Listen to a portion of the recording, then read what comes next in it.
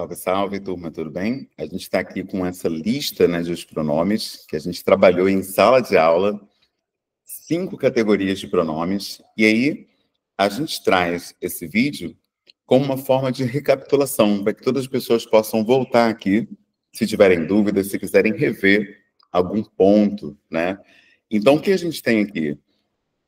Esses 5 tipos são usados em diferentes situações no inglês. Então, ó, a gente tem aqui no primeiro deles subject pronouns, que são os pronomes subjects, sujeitos, ou seja, eles aparecem na parte inicial das frases, por isso eles têm esse nome aqui, pronomes sujeito. Então, eles sempre vão aparecer antes do verbo. Então, aqui você tem, ó, first person, a primeira pessoa, depois, segunda pessoa, terceira pessoa do singular. E aí, male é o masculino, né? Então, ele, né? Tá aqui do lado, ó, he. Depois a gente tem o feminino embaixo, she. E também terceira pessoa usada para coisas, né? Que no inglês é o it. Pode servir para ele ou ela, usado para objetos, usado para animais, perfeito? E também aqui tem as pessoas do plural, né? Estou marcando aqui. Primeira pessoa do plural, nós, né? Que é o we. Depois, o you, que é vocês, perfeito? E por último, they, que pode ser eles ou elas, usado para pessoas, porém, lembrando, embora se chame pronome pessoal, o they, né, eles ou elas, não se referem apenas a pessoas. Se eu tenho, por exemplo, 2 objetos, eu posso usar they, eles ou elas, para me referir a coisas também, perfeito? Então, eu enviei um link com exercícios de consolidação para que vocês possam praticar esse tema e tirar dúvidas diretamente comigo, seja pelo WhatsApp, seja pelo e-mail e seja pela plataforma Pro Iniciar, que permanece aberta para a troca de vocês até o envio do certificado, perfeito? Então, contem comigo nessa jornada. Vamos lá, segundo grupo de pronomes, está aqui, ó, Object Pronouns. Como a gente viu em sala, por que eles têm esse nome, né? Porque eles são, de fato, objeto do verbo, eles vêm depois do verbo. Então, se eu tenho uma frase, por exemplo, ela gosta de mim, né? Ele trabalha comigo, né? Esse exemplo é bom, né? Ele trabalha comigo. Ele trabalha, ele está vindo antes do verbo. Então, eu vou usar o subject pronoun. Então, a gente viu agora, né, que ele é he. Então, como é que vai ficar essa frase? He works with me.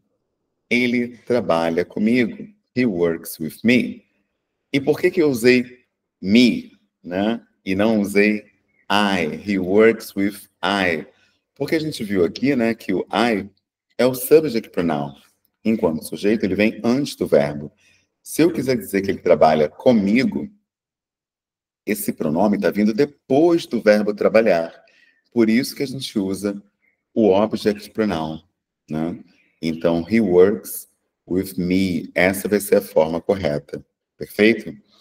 Agora, se eu tenho a mesma frase mudando a pessoa, ele trabalha com ela, já não vai dar ser, né? He works with me. Ela, a gente viu que é she, antes do verbo, mas depois é her, por exemplo.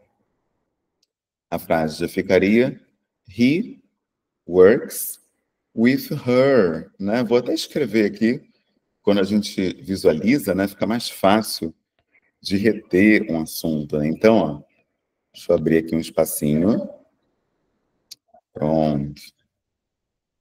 Então, vou escrever aqui na parte de cima da nossa tabela, tá bom? Vamos colocar, então, essa frase que eu acabei de falar. Ele trabalha com ela. Então, ficaria assim, ó. He works with her. He works with her. Percebem? Então, a gente tem ali, ó, o her no final da frase, porque está vindo depois do verbo work, né? E antes do verbo, ele trabalha. Por que não ficou o him, que a gente está vendo aqui na coluna dos object pronouns? Justamente porque está antes do verbo. Então, como está antes, vem como subject pronoun, pronome sujeito. Por isso tá he works with her. Ok?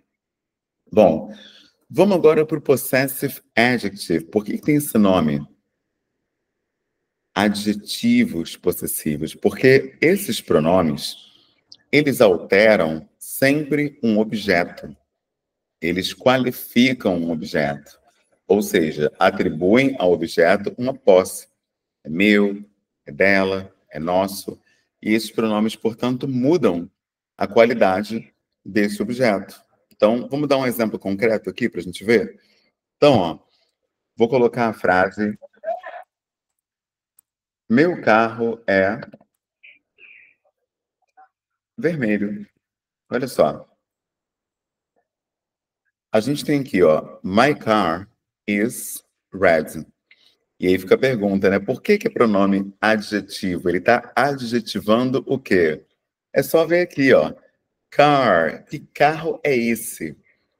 Né? O que eu tenho aqui nessa frase qualificando o carro? Duas coisas, né? A gente tem a cor do carro, né? Red. E também o pronome my. Não é verdade? Porque se eu digo que é my car, eu estou adjetivando esse carro. É o meu carro, não é um carro qualquer.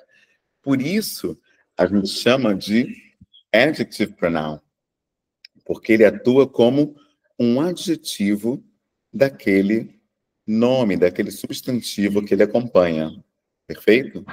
My car is red. Isso vale para todos os pronomes. Your, his, her, our. Ele sempre vai estar adjetivando um substantivo. Perfeito? Vamos para a quarta coluna, que são os do possessive pronouns. Esse aqui é muito interessante, porque normalmente os possessive pronouns, eles vêm no final da frase, porém nem sempre. Muitas vezes eles substituem o nome quando o nome já está implícito pelo contexto ou pela frase anterior.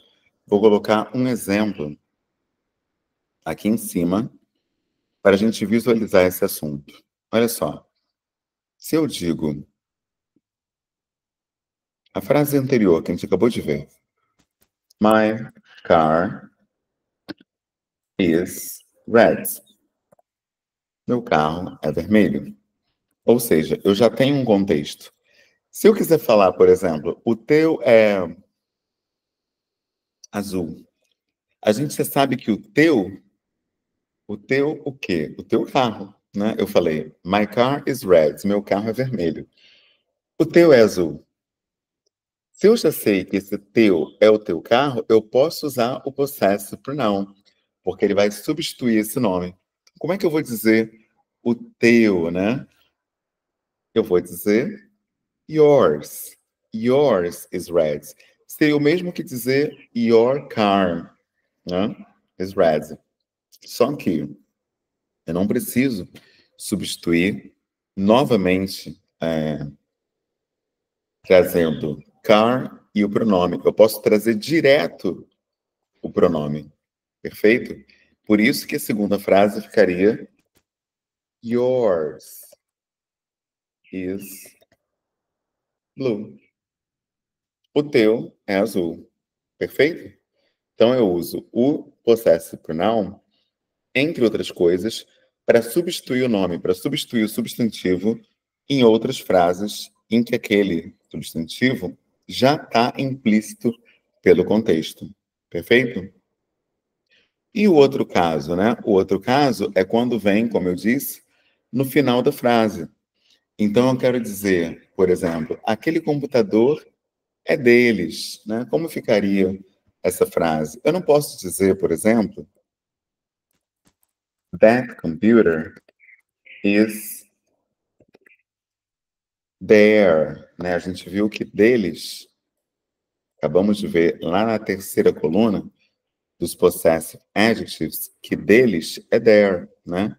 Porém, a gente aqui está finalizando essa frase, né? No final das frases, a gente usa possessive pronouns, que são esses que estão aqui na quarta coluna. Então, o correto aqui seria that computer is theirs. Aquele computador é deles. Agora sim. Então, a gente usa em dois casos. Final de frases e quando a gente substitui o nome. Perfeito? Agora vamos para os reflexive pronouns. Quando a gente usa o reflexive pronouns? Quando agent equals